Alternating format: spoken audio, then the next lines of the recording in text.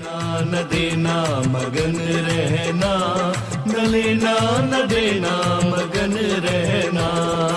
अपने आप परोसा है, ईश्वर पर ही भरोसा है। जो भी मिले उसमें खुश रहना, लेना न देना मगन रहना, न लेना न देना मगन रहना।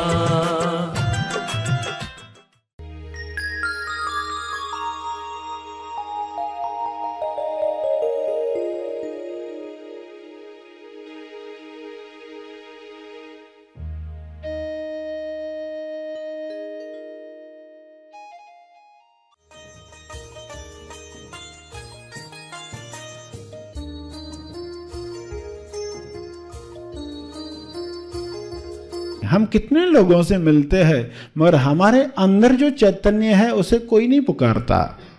सत्संग में जब तक हम नहीं आए थे तब तक हमें ये पता भी नहीं था, तब तक तो शरीर को ही मैं मानकर जी रहे थे। तेज ज्ञान फाउंडेशन द्वारा आयोजित ध्यान प्रार्थना बीज बोने के लिए आप सबका स्वागत करते हैं। रोज हम सब मिलकर प्रार्थना करते हैं ताकि हम खुद भी स्वस्थ रह पाएं और जो बीमार हैं उन्हें भी हम अपनी प्रार्थना का बल पहुंचा पाएं। तो आइए ग्रहणशील रहते हैं और इस प्रार्थना का लाभ लेते हैं। सभी क्या करने वाले हैं, आंख बंद करके कुछ कलर्स को जैसे उपयोग करना है वैसे करते जाना है। हमें कलर्स का उपयोग करना है अपने शरीर के अंदर। शरीर में जब दर्द होता है या शरीर में इमोशन जागता है तो उस दर्द की जगह पर हमें अपना फेवरेट कलर देखना है। उस दर्द की जगह पर हमारा फेवरेट कलर और जो इमोशन हमारे अंदर जगता है, तो इमोशन के एरियाज होते हैं। सीने पर है, नाभि पर, नाभि के ऊपर है, नाभि के नीचे है, लेफ्ट साइड है, राइट साइड है, अलग कुछ जगहों पर इमोशंस जागते हैं। तो कुछ कलर्स आप सिलेक्ट करेंगे। जो सबसे ज्यादा तकलीफ देने वाला दर्द है उसके लिए आपका सबसे फेवरेट कलर, उसके लिए आपका सबसे फेवरेट कलर। और सेकंड नंबर पर जो है उस पर सेकंड कलर। तो 3 बातों के लिए आप वो टॉप 3 कलर्स यूज करने वाले हैं। टॉप के बाद नेक्स्ट 3 कलर्स, बाकी कुछ इमोशंस के लिए, दर्दों के लिए यूज करने वाले हैं। और 7वां कलर जो ऑरेंज ब्राउन है, ऑरेंज ब्राउन, नारंगी ब्राउन, उसका आप विशेष उपयोग करने वाले हैं कुछ विशेष बातों के लिए। तो थोड़ा सभी को समझ में आ गया है, प्रयोग करते जाएं और फिर आपको समझ में आएगा ये कैसे करना है। तो चित्र सभी ने देख लिया है, कलर सभी ने देख लिए हैं। आप रिलैक्स होकर लंबी सांस लेकर आंख बंद करेंगे, बैठेंगे सीधे।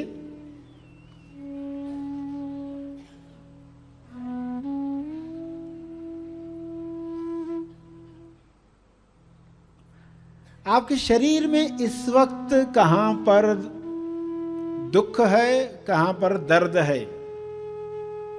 दर्द के लिए आप वहां वह रंग देखेंगे, आपका फेवरेट रंग देखेंगे और उस रंग में पिघल रहा है, दर्द जो है पिघल रहा है, इस भाव के साथ उस रंग को देखेंगे। और अक्सर कहां कहां आपके बॉडी में दर्द उठते हैं, उन जगहों पर कौन सा रंग देखेंगे आपको डिसाइड करना है।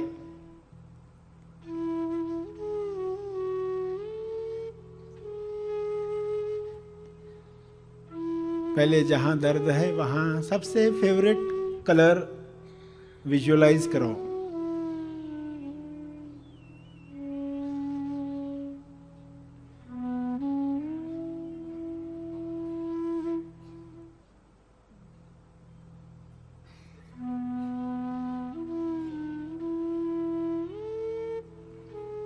डिसाइड करो, अगर सिर दर्द पर शिकायत है आपको तो वहां कौन सा रंग देखेंगे।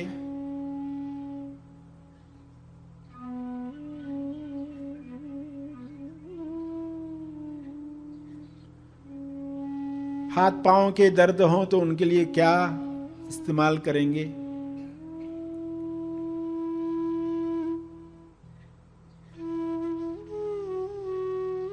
पेट पीठ के लिए कौन सा रंग इस्तेमाल करेंगे? आपको ही डिसाइड करना है।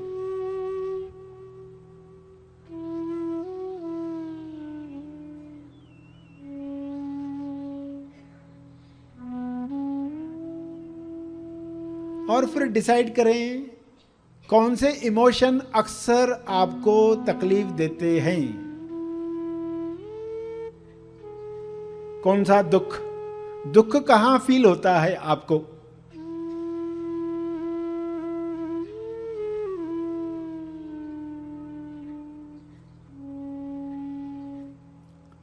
सीने के एरिया में, फेफड़ों के नीचे, नाभि के ऊपर, लेफ्ट में, राइट में, वहां आप वही रंग देखने वाले हो।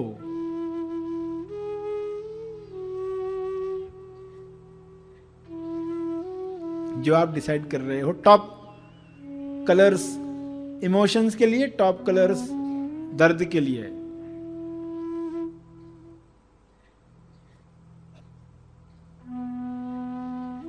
नेक्स्ट 3 कलर्स छोटे दर्दों के लिए, नेक्स्ट 3 कलर्स छोटे इमोशंस के लिए।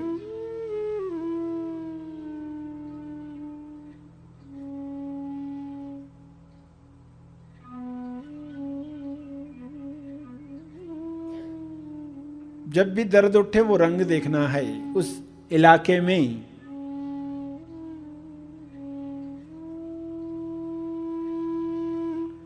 इमोशन उठे वो कलर देखना है। ये प्रोग्रामिंग करनी है, ये नई प्रोग्रामिंग करनी है।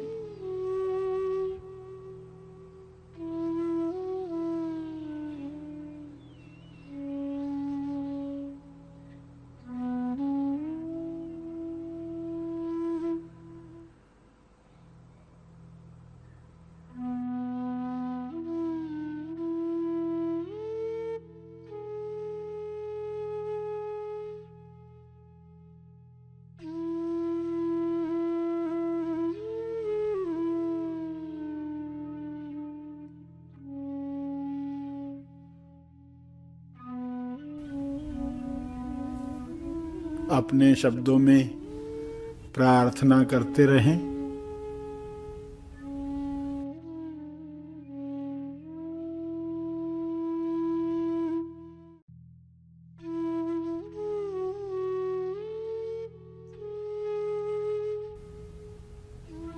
समर्पण करें।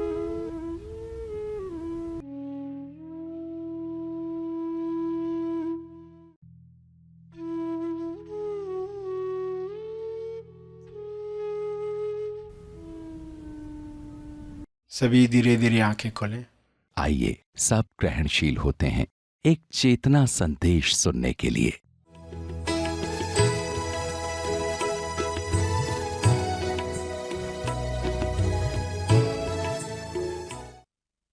एक दिन हिरण्यकश्यप ने सपना देखा कि उसकी बीवी विलाप कर रही है, रो रही है, और जंगल में वे गए हैं शिकार पर, तो हाथी उसके पीछे पड़े। हाथियों ने उसे खदेड़ दिया, जंगल से भगा दिया। वह सपना उन्होंने देखा, वो चिंतित हो गए और उन्होंने अपने गुरु शुक्राचार्य से पूछा, इस तरह का मुझे सपना आया, इसका अर्थ क्या? शुक्राचार्य ने अर्थ बताया कि ऐसा सपना राजा को आना शुभ नहीं है, या तो तुम्हारा राज्य छिन जाएगा या तुम्हारी मौत होगी। अब हिरण्यकश्यप की पुरानी टेंडेंसी जाग उठी। देखो कि इंसान पैटर्न से मुक्त हो जाता है, टेंडेंसी से मुक्त हो जाता है। अब वो फ्री है, अब वह फ्रेश ताजा कर्म कर सकता है। अगर वो ताजा कर्म करता है, तेज कर्म करता है, बंधन से मुक्त हो सकता है। मगर अगर बेहोशी छा जाए तो क्या होगा? बेहोशी छाते ही क्या होगा? पुरानी टेंडेंसी का कर्म करना सहज लगेगा। जब भी बेहोशी आती है पुराना कर्म करना आसान लगता है, क्योंकि वह कभी हैबिट थी शरीर को। प्रहलाद की भक्ति की वजह से हिरण्यकश्यप मुक्त हुआ था, पापों से मुक्त हुआ था। मगर अब क्या हुआ? जब उसने सुना कि इसका अर्थ है उसकी मृत्यु या उसका राज्य छूट जाएगा, तो वह टेंडेंसी पुरानी उस पर चलने लग गया। यानी वो डर बेहोशी लाता है, उस डर की वजह से, बेहोशी की वजह से वह विचलित हो गया। और तभी प्रहलाद ने कुछ नारायण की बातें की, भक्ति की बातें की, तो वह आग फिर से भड़क उठी और कहा कि तुम जो ये नारायण कहते हो कहाँ है? तुम कहते हो हर जगह है, तो ये जो खंबा है, राज दरबार में खंबा है, क्या इसके अंदर भी है? तो प्रहलाद ने कहा है, इसके अंदर भी है, हर जगह है। तो उसने बड़े जोश में, क्यों वृत्ति जागी, टेंडेंसी जागी, प्रहलाद को मारने के लिए उसने गदा उठा दी, तलवार उठा दी कि मैं तुम्हें खत्म ही करूंगा। इस पिलर में तुम कहते हो है तो देखते हैं, वरना तुम्हारी गर्दन उड़ा देंगे। और उन्होंने उस खंबे को अपनी गदा से तोड़ डाला, क्योंकि ताकतवर था, वर मिला था। जोरदार धमाका हुआ, महल हिल गया, धरती हिल गई, इतना जोरदार प्रहार हुआ। और प्रहार के साथ फिर जो गर्जना हुई, उससे तो कई जीव मारे गए। उस जैसे धरती की कंपन होती है, सुनामी लहरें आती है, ऐसा कुछ जोरदार होता है, क्योंकि उस खंबे से ईश्वर का अवतार, नरसिंह अवतार बाहर आया।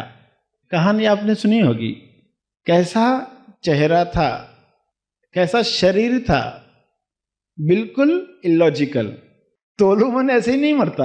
आप कहोगे ऐसा अवतार क्यों? तो समझ में आएगा कि तोलू मन का प्रतीक हिरण्यकश्यप है, तो उसको मरना होगा, कैसे मरेगा? सत्य इलॉजिकल क्यों है? लोग सवाल पूछते, सत्य नारायण इलॉजिकल क्यों है? ये पूछने की बजाय ये पूछना चाहिए कि तोलू मन ऐसे वरदान मांगता ही क्यों है? किस डर की वजह से, किस महत्वाकांक्षा की वजह से, किस पैटर्न की वजह से नरसिंह अवतार आया? इलॉजिकल चेहरा है, शेर के बाल, बड़े बड़े बाल, दांत है, मगर इंसान का शरीर है। इस तरह का रूप धारण करके क्या किया गया आपको समझ में आया होगा, क्योंकि तोलूमन ने वर क्या मांगा था? न मुझे इंसान मार सके, न जानवर मार सके। तो वह रूप कैसा था? न इंसान का है, न जानवर का है। मैं न दिन में मरूं, न रात में मरूं। और ये सब होते होते वो समय क्या था? तो संध्या का समय, जहां न दिन है न रात है, ऐसा समय उस वक्त है। और उसने वर मांगा था कि मुझे न हथियार से कोई मार सके, न बिना हथियार के, और किसी का रक्तपात ना खून निकला, ना खून इस्तेमाल किए गए नरसिंह अवतार के द्वारा।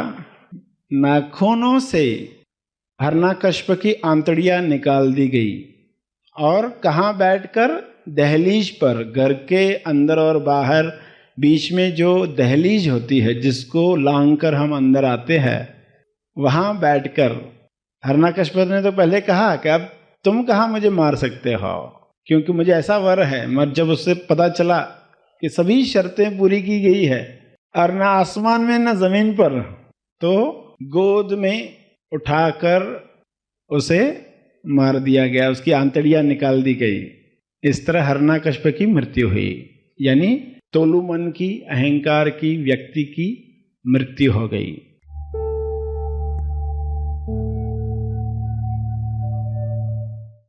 प्रार्थना और मार्गदर्शन का सभी ने लाभ लिया। आइए यहीं पर समाप्त करते हैं, कल फिर मिलेंगे।